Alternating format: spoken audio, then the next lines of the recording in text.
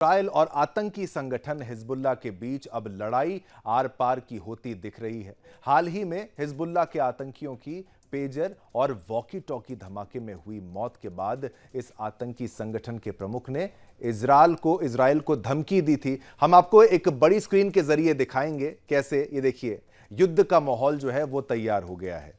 तो वहीं इजराइल की ओर से आपको बताएं, इजराइल की ओर से भी दावा किया गया है। आईडीएफ ने घोषणा की है इजराइल पर हमलों के लिए तैयार 100 से अधिक रॉकेट लॉन्चर नष्ट कर दिए गए हैं। दक्षिणी लेबनान में हिजबुल्लाह के ठिकानों पर बिखरे इन लॉन्चरों में अनुमानित 1000 रॉकेट बैरल थे। इसके अलावा हिजबुल्लाह के कई इमारतों को, एक हथियार डिपो को भी निशाना बनाया गया है। ये हमले हिजबुल्लाह चीफ के इजराइल को करारा जवाब देने की घोषणा के बाद किए गए हैं।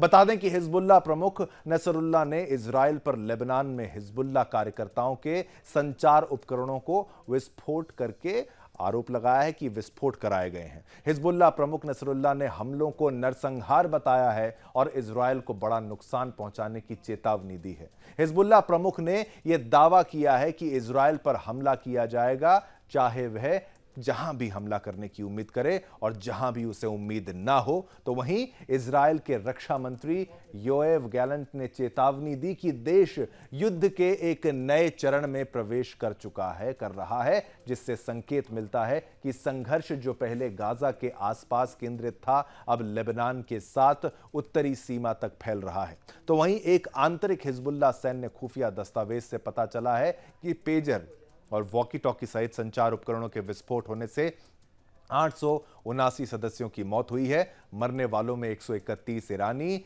लगभग 80 यमनवासी और 291 अधिकारी शामिल हैं। वहीं अब हिजबुल्लाह की ओर से भी पलटवार किया गया है।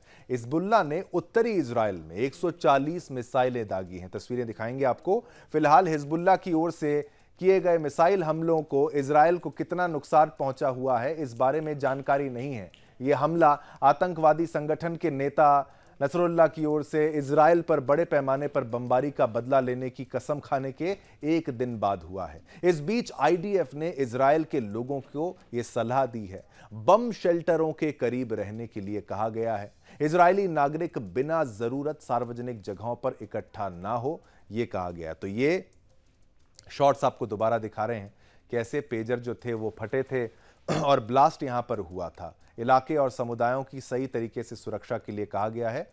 वहीं हिजबुल्लाह चीफ ने सीरियल धमाकों को युद्ध की घोषणा बताया है। हिजबुल्लाह ने कहा है कि इजराइल ने सारी हदें पार कर दी हैं। हिजबुल्लाह ने कहा जनसंहार लेबनान के लोगों के खिलाफ है। साथ ही हिजबुल्लाह ने धमकी दी है कि 2 दिनों के में जो हमले हुए हैं उसके बदला जो है उसका बदला दिया जाएगा। इजरायली सैनिक दक्षिणी लेबनान में घुसते हैं तो बदला लेने का एक ऐतिहासिक मौका है। चलिए